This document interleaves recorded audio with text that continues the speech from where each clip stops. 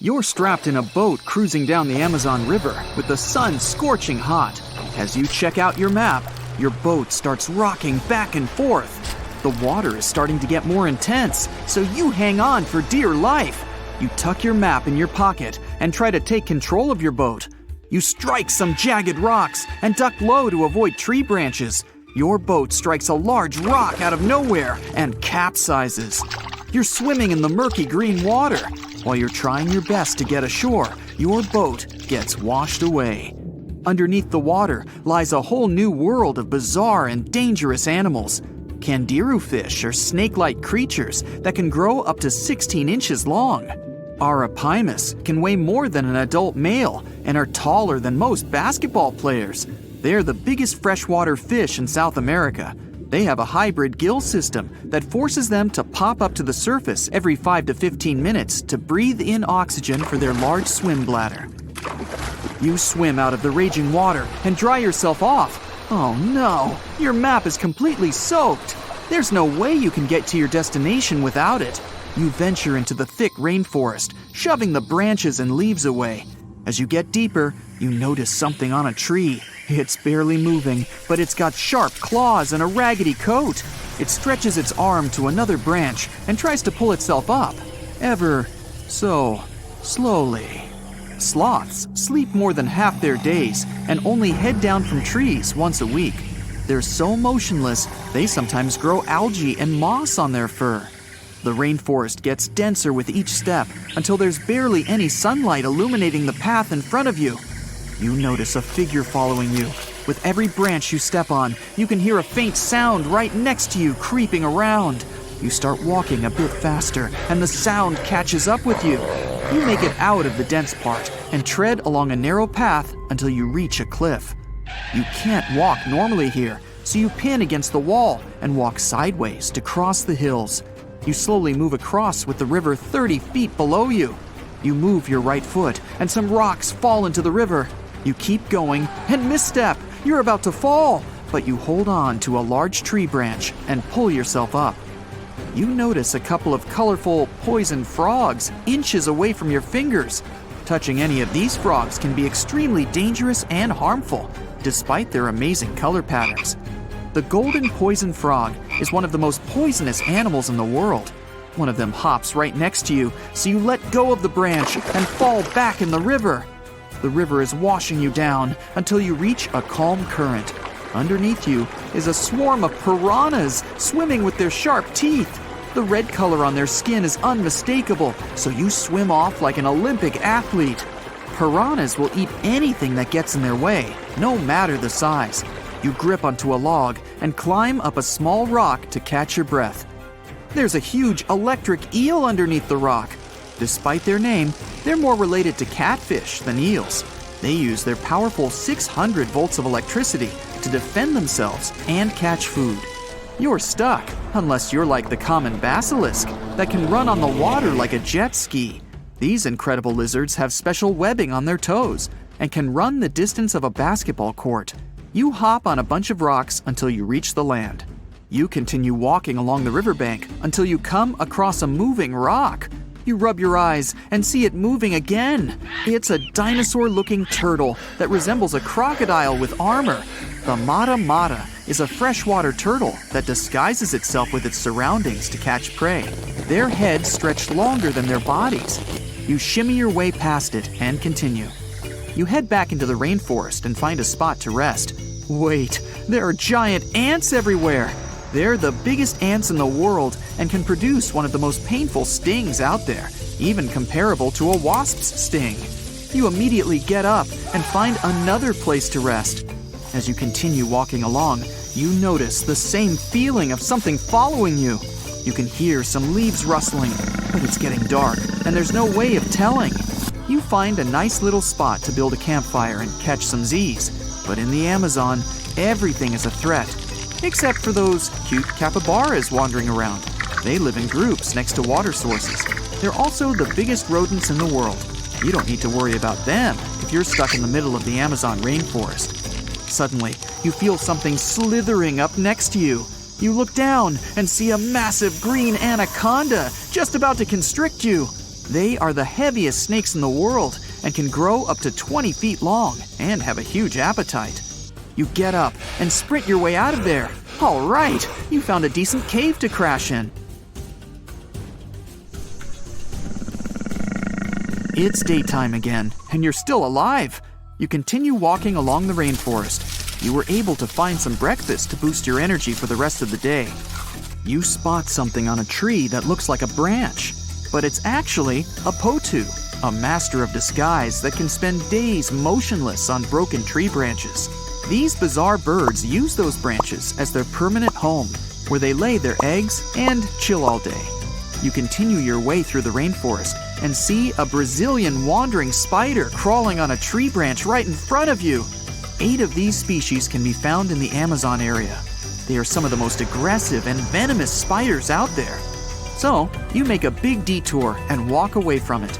You feel someone walking next to you again, but you still can't figure out what it is. You see a steep cliff with a waterfall hitting a large lake ahead of you. Looks peaceful, until you see a team of black caimans gathering around the shore. They're the biggest predators in the whole Amazon ecosystem and feed on anything that moves. It's a good thing you're on high ground, otherwise, whoa! You slip and fall down the river, right on the deep end. So far, no caimans spotted you. You swim underwater and try to get to the opposite end of where the reptiles are. As you climb out and dry yourself off, you notice some large black spots on you. You try pulling them off, but they've latched on pretty hard. The Amazon giant leech finds its target by tracking movement and shadow. Once they attach themselves to the skin, it's extremely difficult to extract them. The best way to do so is to slide your finger next to its mouth and pull it off slowly. Ugh. You manage to get them off your body and see that the caimans are swimming towards you. You're pinned to the wall with the lake of hungry reptiles approaching. Suddenly, a pink dolphin jumps out of the water and splashes all over them. They can grow larger than humans and are the celebrities of the Amazon. Scientists think they get their color from the blood capillaries on their skin. The Amazon even has bull sharks swimming around. These carnivorous giant fish are threatening to humans and can swim in both saltwater and freshwater. These sharks prey on anything within their reach, including other sharks. The dolphin distracted the caimans, so you climb up the cliff and try to find the best way to escape. Opened jaws waiting for you to fall into the pit are right below you. You're lucky enough to escape to the top, but as your arms pull you up, the first thing that you see is a jaguar looking straight at you. It's the creature that's been following you this whole time. You get up while it starts circling you, timing its strike. You know that you can't take on a jaguar, nor can you outrun it, so you grab a large tree branch from the ground to defend yourself. It jumps at you, but you duck down in time. The jaguar lands in the water far away from the caiman crocs. It's a good thing these large kitties are excellent swimmers. You pick yourself up and continue. And to your surprise, you find your boat again. You fix it up and sail your way out of the Amazon. Whew! Now, of course you know that the Amazon River is famous for its piranhas, bull sharks, and other creatures you don't want to meet. But there are even more dangerous rivers in the world. The deepest of them, the Congo, goes so far down in some sections that even light can't reach there. It's the only major river that crosses the equator twice and carries enough water to fill more than 13 Olympic-sized swimming pools into the Atlantic Ocean every second. Wow! Even the most experienced boaters have trouble passing through all of the river's strong currents, rapids in its upper part, and waterfalls and gorges in the lower section. The Congo currents are so fast and powerful that they even divide animals like mountains and oceans do. There are new species of fish evolving separately on the two banks as they can't reach the other side and breed with each other. One of the most dangerous types of fish living here is the Goliath tigerfish.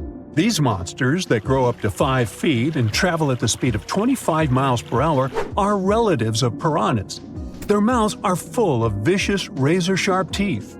Their females lay hundreds of thousands of eggs, and the offspring are predators from birth. You have a good reason to fear the Goliath tigerfish, as they're the only freshwater fish in Africa that have attacked crocodiles and even humans. Okay, not swimming there. There are dense jungles and more hungry wildlife, including snakes and some aggressive hippos, all along the river. Still, it's used as a water highway in Central Africa, so barges traveling on it for weeks are often crowded with up to 2,000 people and capsize every now and then. And if you believe the local folklore, there's one more thing to be afraid of: the one who stops the flow of the rivers, a dinosaur-like beast that is said to live in the Congo River basin. There have been over 100 sightings over the last century, but no one can provide solid evidence the beast is real. At the turn of the 21st century, there was a series of terrible, mysterious stories on the Kali River in Asia. Something described as a mud-colored water pig would drag swimmers underwater in front of terrified eyewitnesses. British biologist Jeremy Wade stepped up to crack the case. He noticed that all the scary incidents were happening in one specific spot, stretching about 4 miles. Villagers told him this creature was growing big and bad from all the food it got. Wade examined the water with a depth sounder and thought it could have been a whirlpool. Then the monster dragged a domestic water buffalo into the water. The buffaloes are big and heavy, so the creature that attacked it would have to be super strong.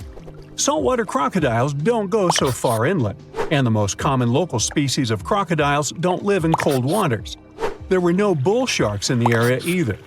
Finally, Wade spotted several goonch catfish underwater. Some of them were human-sized. They couldn't capture these monsters with a regular fishing rod, but a special ceremonial construction did the job. The largest fish was 6 feet 7 inches long and 3 times the weight of an average gaunch. It was large enough to take down a human or a large animal, but Wade mentioned there could be even bigger ones living in the Kali River. The Orinoco River in South America is dangerous to navigate because of some crazy curves and strong underwater currents. It's easy to get lost here, even if you have your GPS on. There are sudden waterfalls all along, and you must be prepared to handle those to survive. The river is the only home to a rare Orinoco crocodile and has some pretty scary-looking vampire fish swimming around. This payara fish has sharp, spiky daggers that line their gums and 2 elongated fangs that rise from their lower jaws. Could probably use an orthodontist and some braces, you think? It's a ferocious hunter constantly looking for the next victim, which is going to be a medium or large-sized fish. If a human catches a payara, it will defend itself, leaving cuts, nips, and bites, but there are no known cases of this cutie taking a human life.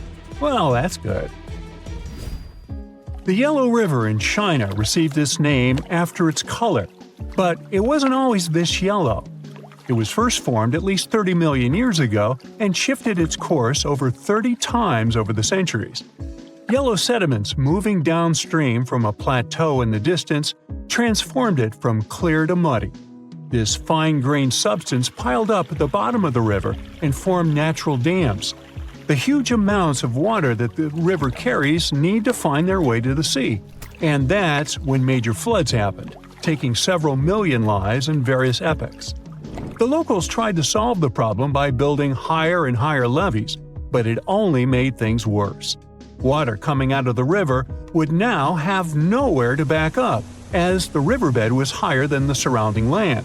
This even shifted the river's mouth. Now there are massive dams and dikes all along the river to try to contain it. The Parana River is the second longest in Latin America and has many tributaries. They flow in from the highlands near the Andes, and there's a huge drainage in the wet season. This makes the river a perfect home for, guess what, piranhas. There are 30 to 60 species of these scary fish in the Parana waters. In late 2013, they attacked bathers cooling off by the water on a hot day. People started running out of the river as they felt something was biting them in the water. Luckily, no one lost their lives in the accident, but it's still considered one of the most audacious piranha attacks ever recorded. Biologists later determined that the type of piranhas, called palomates, was to blame for this, and humans had probably disturbed their breeding grounds. Well, the piranha also has a strong current that is tricky for boats and swimmers to overcome. Plus, it often floods, which can be dangerous for people living in the surrounding areas. The longest river in the world, the Nile, flows through 11 countries all the way into the Mediterranean Sea. Expeditions have spent centuries looking for its source, and no one still knows for sure where this mighty river begins. Adding to the mystery, the Nile takes an unexpected turn right in the middle of the Sahara. Scientists have figured out the reason is a massive underground rock formation from millions of years ago. The Nile has served as the most important water highway for civilizations through centuries, but it has some pretty dangerous inhabitants, like crocodiles that grow to be 20 feet long, which is slightly more than the height of an average giraffe. These bad guys can reach a speed of 30 miles per hour on land and take the lives of a couple hundred people every year. Hippopotamuses that also live here sometimes go after boats, and venomous snakes like the black mamba and the Egyptian cobra add to the mix. One of the most dangerous creatures on the Nile is the mosquito, as they carry around all sorts of diseases that affect hundreds of thousands of people. The Brahmaputra River in Asia carries waters from the mighty Himalayas. When the snows in the mountains melt, the river floods massively, causing landslides, displacing millions of people, and taking the lives of hundreds of animals in the nearby national parks. Such floods are also common during the monsoon season in India, from June to October, with heavy rains. The course of the Brahmaputra River is changed incredibly over the past 2.5 centuries. Erosion is another danger it's hiding. The banks of the river are mostly made of weak cohesive sand and silt, and even though the erosion rate has gone down, it is still the reason a lot of people lose their land and get displaced. The Brahmaputra is one of the few rivers in the world that has a tidal bore. That's a strong tidal wave that pushes up the river against the current where a river empties into an ocean or sea. And there you have it. There's a lake in the heart of Asia that holds 1/5 of all the world's liquid freshwater. It's more than all the 5 Great Lakes have together. Even if all the rivers on our planet suddenly changed their direction and set on a mission to drain this lake, it would take them a whole year to finish the job. I'm talking about the deepest lake in the world, Lake Baikal. If you decide to go all the way down to its deepest point, prepare for a journey of almost 5,400 feet. The descent takes several hours, but the rift floor of the lake is way deeper, between 5 to 7 miles beneath the surface. It means it could be even further down than the Challenger Deep, which is the deepest known place on Earth. The amount of water it has would be enough for everyone on Earth to have something to drink for up to 50 years. This mighty giant of a lake replenishes its water completely every 383 years. Baikal has a great delivery crew of over 300 rivers and streams, bringing their waters right in. And only one river flows out of Baikal, the Angara, which is headed straight for the Arctic Ocean. Baikal isn't only the deepest, but also the oldest existing freshwater lake in the world. It formed at least 25 million years ago. It all began when the Earth's crust decided to play Tetris and created the lake and the surrounding mountains. At some point, Baikal must have been just a humble riverbed, but then tremors and fractures shook the Earth, and the distance between the shores got bigger. Water levels rose thanks to the melting glaciers. Then, several lakes formed and later merged into one. Baikal is one of around 20 lakes in the world that are older than 1 million years. And since it wasn't disturbed by glacial periods, it's a perfect research ground for scientists. Its deep-drilled core sediments can tell a lot about the climate of our planet in different periods. Since Baikal is in a rift basin with 2,000 seismic tremors per year, the lake is deepening and still growing in size. Its shores drift apart at around the same rate as South America and Africa are moving away from each other, so it has all the potential to become an ocean. Another thing Baikal has in common with the oceans is that it has water rich in oxygen, even at its lowest depths. This is one of the reasons why the fauna of the lake is so incredibly rich. It's home to over 2,500 various animals and 1,000 plant varieties. Around half of them are unique and only exist in this area, like the endemic algae, the Baikal omul fish, and the Baikal oilfish. There are also some bears, elk, and lynx living on its shores. They must appreciate the fact that the temperatures around the lake are always higher than the rest of Siberia, thanks to its huge water mass. Most Baikal dwellers prefer to stick to the bottom of the lake, but there's one brave guy you'll meet if you decide to visit. Meet the Baikal seal, also known as Nerpa. It's the only true freshwater seal in the world. Nerpa's eyes are so cute it nearly landed the part of Puss in Boots in Shrek. Nerpa in Boots sounds good to me. These huge eyes are there to help them follow their favorite pelagic fish underwater. There are other seal kinds that can handle freshwater or use it to breathe, but these cuties spend their entire lives in it. But wait, how did seals, which are supposed to be oceanic creatures, end up in a lake miles and miles away from the sea? About 400,000 years ago, during the Pleistocene era, these adventurous creatures traveled up the river and drainage systems that connected Lake Baikal to the Arctic Ocean. The ringed seal that still lives in the Arctic is believed to be the Baikal seal's closest ancestor. Today, Baikal seals are confined to their freshwater home because of the changes in waterways. And they seem to be pretty happy with their home as they can choose from a huge variety of food to eat. The seals mostly hang out in the north and central areas of the lake, but move south in the winter. The lake gets covered with ice, which they use as a chill-out zone, just like their oceanic cousins use rocks or the beach. Since at least 1969, Lake Baikal has had some mysterious ice rings pop up randomly here and there. At some point, they got so big that the astronauts even spotted them from space. The rings usually appear in late April, but can be there in January or May. Scientists couldn't crack the code on how these rings form for a while. They had all sorts of theories, and the most popular involved methane gas bubbles from the lake's depths. But then, scientists noticed that some of the rings were in shallower waters, where gas emissions don't happen. So, an international team of scientists decided to solve the mystery. They traveled to Lake Baikal, drilled holes in the ice, and dropped sensors into the water. In 2016, when they started the research, they heard that 2 vans had gotten stuck in the mysterious ice rings. Once they had analyzed the data from the sensors, it turned out that the secret behind the rings was warm eddies flowing clockwise under its ice cover. The currents were less intense in the center of the eddies, so the ice above them was thicker at the edges. The waters of the lake are so clear that you can see some extremely deep parts up to over 130 feet down.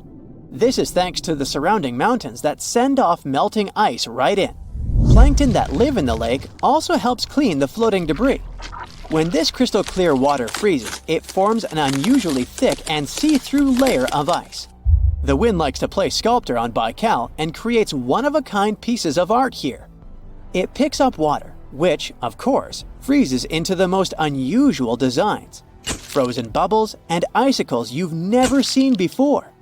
The location and geography of the lakes and the cycles of melting and refreezing create the perfect conditions for this ice workshop. And you can even see rocks that seem to be floating. The bottom of the rock freezes to the surface of the ice. Then, the strong winds wear away the surroundings, leaving a perfect pedestal for the rock. If you think the floating rocks look eerie, how about Baikal's version of the Loch Ness Monster?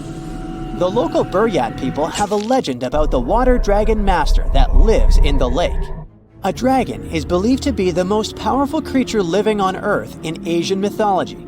They believe there are 4 dragons living in the 4 seas, each responsible for one of the cardinal directions. Baikal is the North Sea in this story. The image of this dragon is supposedly etched in ancient petroglyphs on the cliffs of Baikal.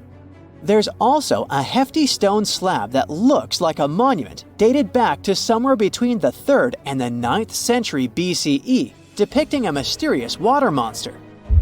Imagine the stories this stone could tell, echoing the whispers of a bygone era and leaving us to unravel the enigma of the Baikal cliffs. The legend says that a local warrior was chasing the dragon. He finally reached the largest Baikal island of Alkan.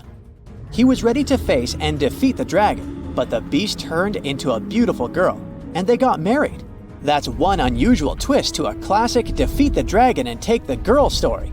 So, local legends describe that dragon as a giant sturgeon with an almost gator-like snout and armored body.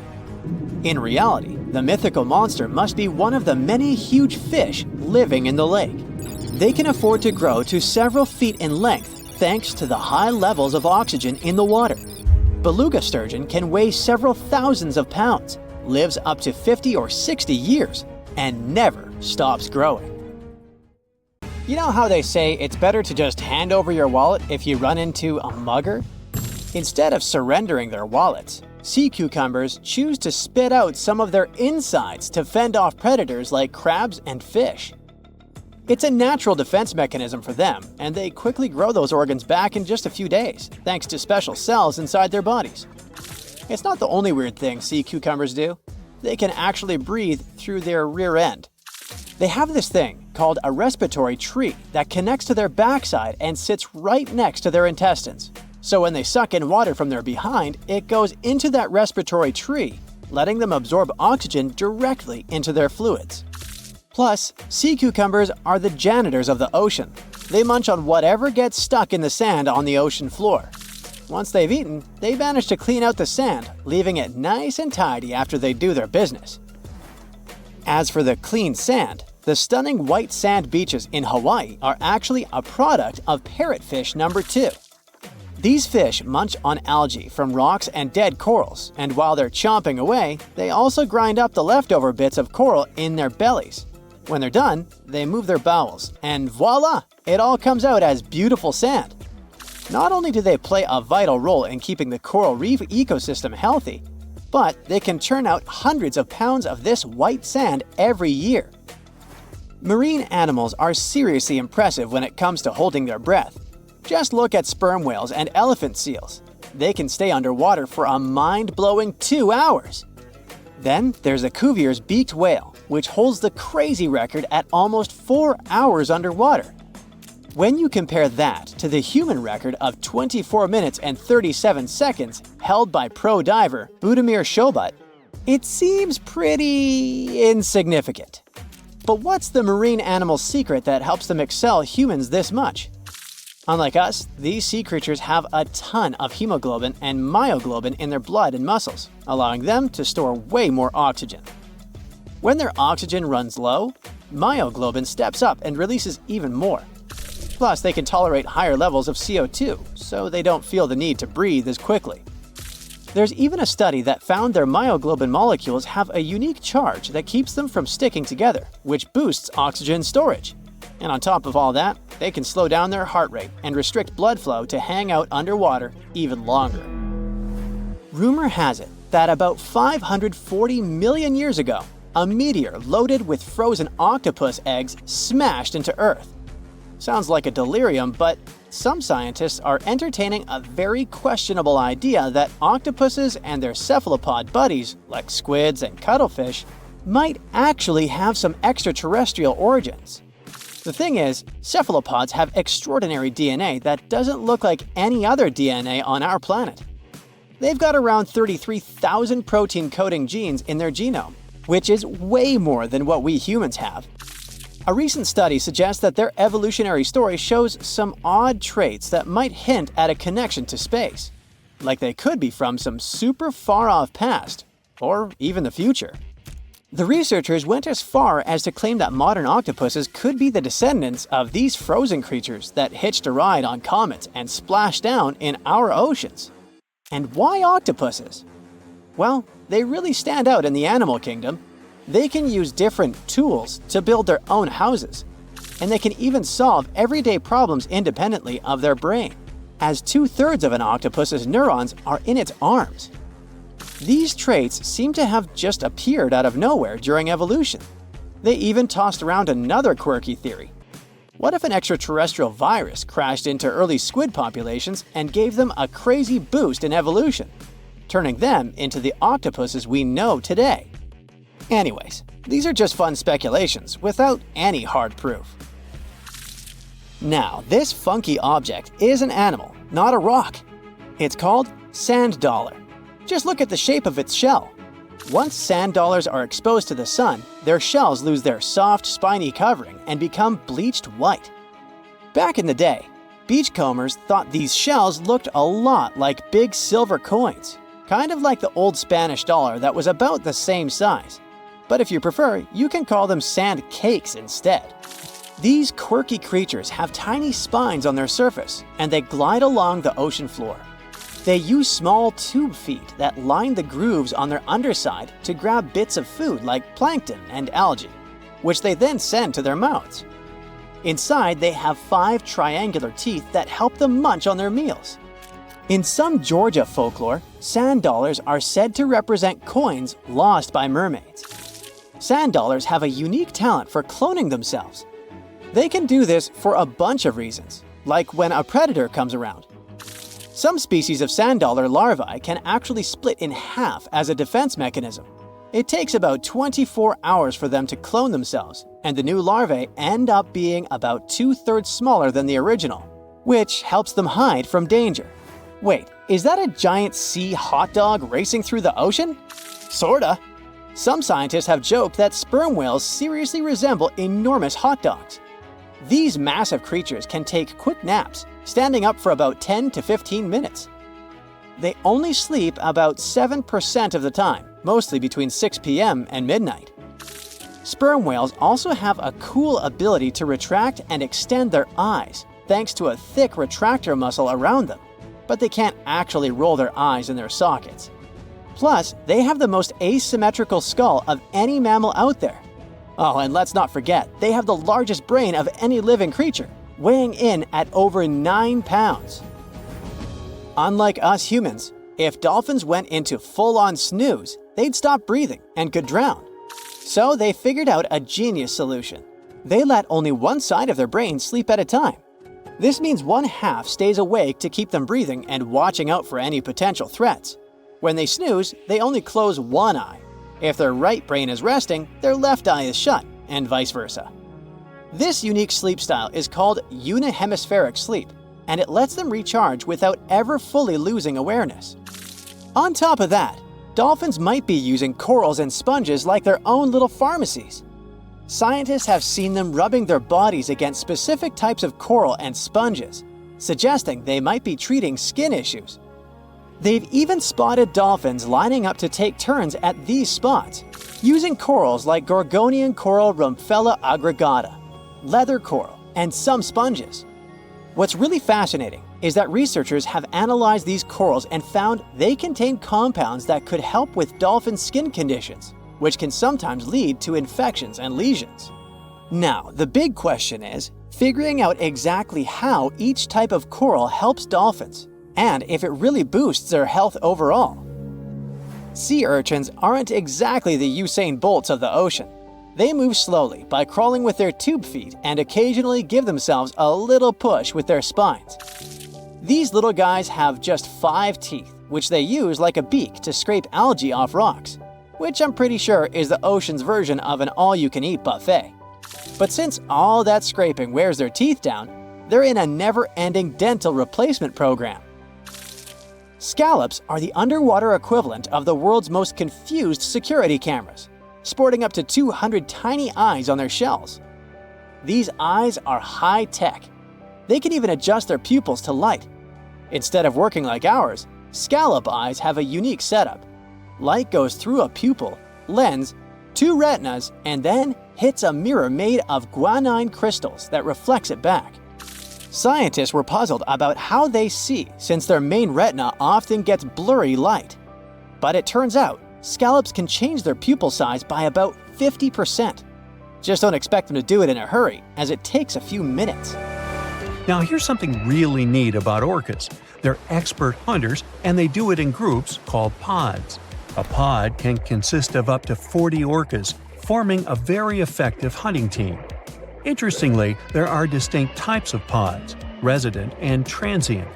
Resident pods are more into fish, while transient pods have a taste for marine mammals. But no matter what type of pod they belong to, all orcas have one thing in common: they are master collaborators. They work together using smart hunting techniques that are often compared to the teamwork of wolf packs. Almost 95% of jellyfish's body is made of water. For comparison, the human body is 60% water. It's probably not a surprise since jellyfish don't have a heart, blood, eyes, or brain. The other 5% of their body weight is proteins, muscles, and nerve cells. Jellyfish have been around for more than 500 million years. This makes them older than dinosaurs. These creatures haven't changed much, and today's jellyfish are pretty much like their ancestors. Electric eels have small eyes that are not so effective in environments with no light, so they mostly rely on their electric organs. Those consist of 6,000 cells. Eels use them to stow power, similar to batteries. These creatures use electricity like bats use their radars or dolphins their sonar. An eel can also produce enough electricity to power a panel of light bulbs.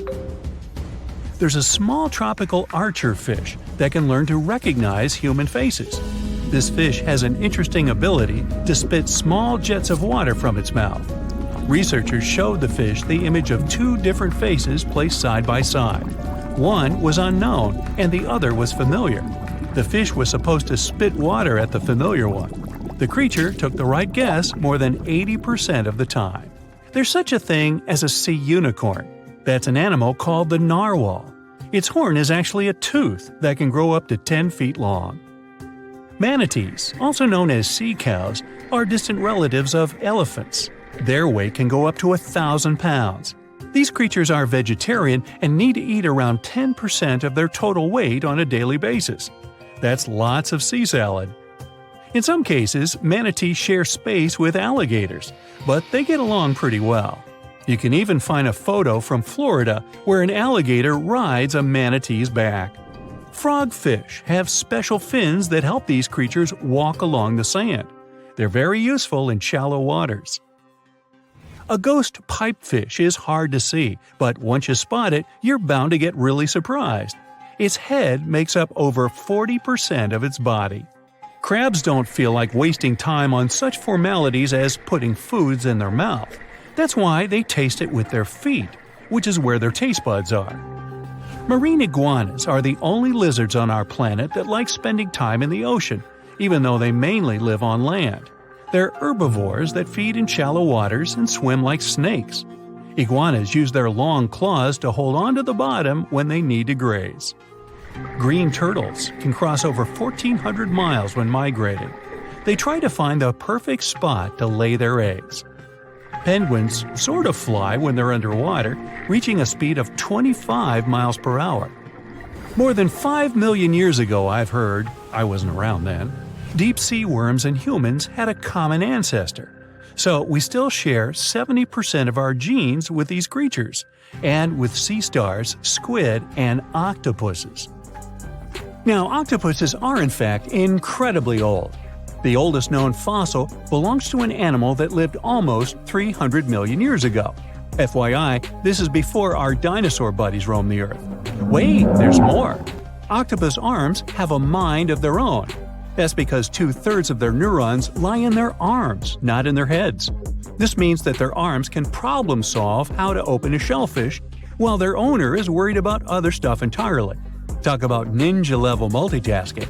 Oh, and like other animals, such as chimpanzees and dolphins, octopuses have proven to be good at maneuvering tools, like picking up old shells and using them as a temporary home. Now, of course, the most intelligent animals on our planet are humans, according to humans. But we don't seem to give pigs enough credit. Pigs are so smart they can play video games. No, not Minecraft. But in a recent academic study, scientists had 4 pigs play a joystick game. They had to manipulate the stick so that the moving ball would hit the wall and then they would get a treat. All 4 pigs did great in the test, which was surprising even to the scientists. Now, pigeons also aced an impressive test. They were trained to differentiate a Picasso painting from a Monet one, which they had no trouble learning.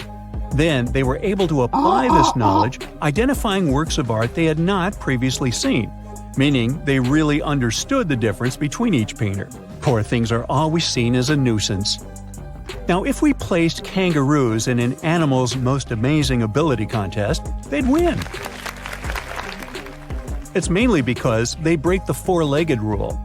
A special species of kangaroo, the red kangaroo, uses its tail to help propel it forward. Now, visually, it has 4 limbs, but in practice, it uses 5. They're biologically built to use their tail as a 5th limb, since it's packed with articulated vertebrae and thick muscles. Of course, it had to be an Australian animal. Deep within the Sahara Desert, you'll find a little creature known as the fennec fox. This huge-eared animal adapted perfectly to survive in its hostile environment. The huge ears help them to dissipate the unbearable heat of the desert, as well as help them to hunt for underground prey. Now meet this guy. Unlike what its name might suggest, the red panda is closer to a raccoon than it is to a giant panda. You'll find a lot of these cat-sized creatures in the Himalayan region, hopping from tree to tree and bundled together trying to keep warm in the harsh weather. They're gentle and friendly like their big panda cousins, and occasionally enjoy eating some bamboo sticks. And then there are bees. Compared to humans, bees' brains are the size of pinheads, yet they are capable of astounding things. Let's say a bee is running low on energy after a long search flight. This bee desperately needs a drop of honey in order to continue flying, but smartly enough, she doesn't need to go back to the hive to recharge. She can ask a fellow beehive mate for a drop of honey directly from this other bee's stomach and continue flying. This type of decentralized system allows them to build highly effective societies, one that bees don't need to push the queues in front of the honey cells, for example. Every year in the winter, great white sharks that live along the California coastline disappear. It feels as if they take a vacation for 30 to 40 days. The animals go to a point halfway between Hawaii and Mexico. They might do it to get some food, relax, or hang out with their buddies from other areas. The spot is now called the Whale Shark Cafe. Some types of sharks, like makos, whale sharks, or white sharks, breathe in a very specific way. It requires them to swim all the time. They also need to move quickly and with their mouth open. This way, the oxygen can enter and reach their gills. Sea sponges are some of the most primitive animals. They're immobile, don't have a mouth, eyes, bones, brain, heart, lungs, or any other organ whatsoever. And still, they're alive. There's such a thing as a sea unicorn. That's an animal called the narwhal. Its horn is actually a tooth that can grow up to 10 feet long.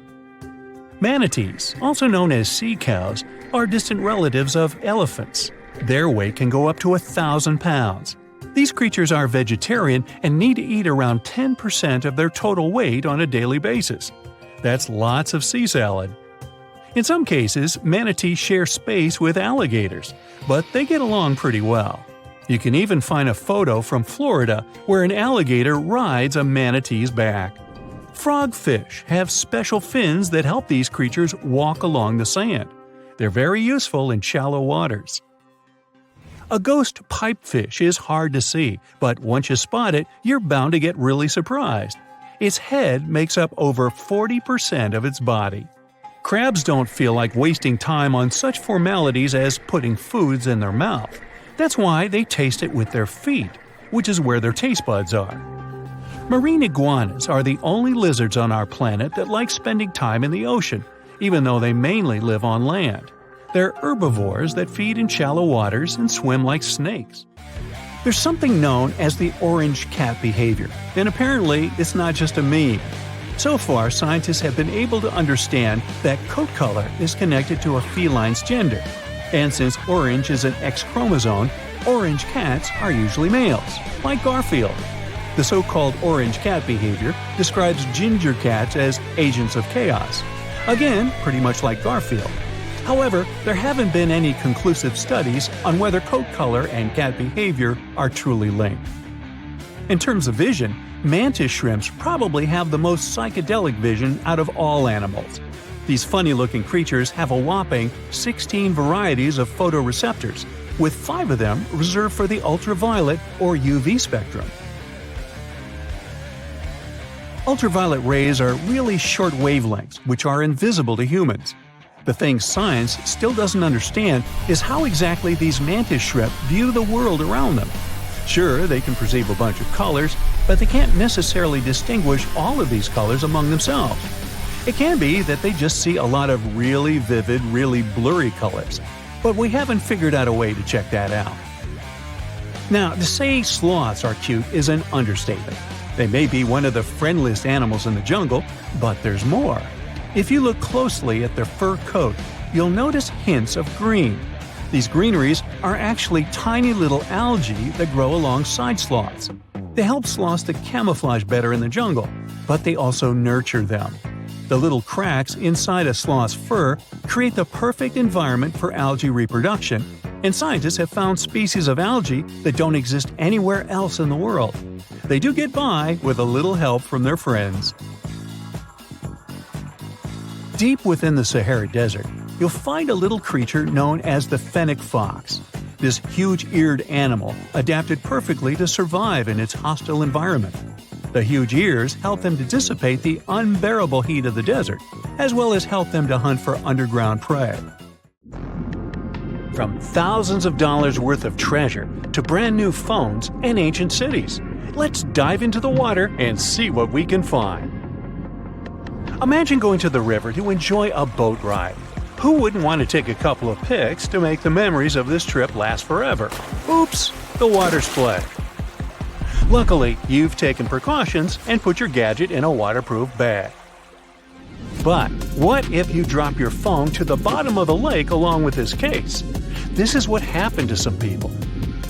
A scuba diver and a YouTuber dived into a river popular with tourists and lost some of their gear worth $20,000, including new iPhones and some jewelry. Oops. You might be familiar with the image of a car getting pulled out of the water, either from the movies or TV news. Large cargo vessels sometimes sink, and trucks inside them go along. That's what happened with the Thistlegorm wreck. It sunk in 1941 in the Red Sea, and these Bedford trucks were inside. Want to see something more valuable, like treasure? A British cargo ship was carrying a heavy load of silver ingots, but the vessel sank.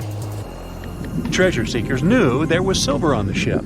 Since the 1940s, they've been looking for it. The Odyssey Marine team got lucky. They made the discovery in 2011. The treasure was more than 14,000 feet below the surface. The ship had carried more than 110 tons of silver ingots. Finders keepers! The Odyssey team kept 80% of the treasure and gave 20% to Her Majesty's Treasury. Of course, there were more items on the ship, like letters, teapots, and silk sheets. You can see them in the exhibition called Voices from the Deep at London's Postal Museum. Now how about some underwater art? Sure, here you go, Polynesian moai statues. These statues have been discovered in several areas across the world.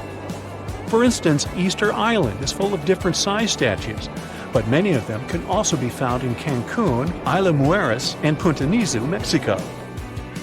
Seeing full-body statues from thousands of years ago under the water would probably be a lifetime experience. Gold coins are also popular items found in shipwrecks.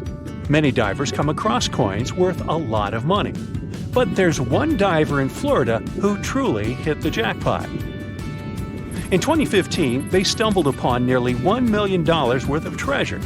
The discovery was 51 gold coins, 40 feet of ornate gold chains, and a rare coin that was made for Philip V, the King of Spain.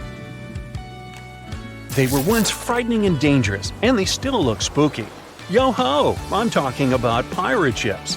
One pirate shipwreck from the 18th century was excavated off the coast of Colombia in 2015.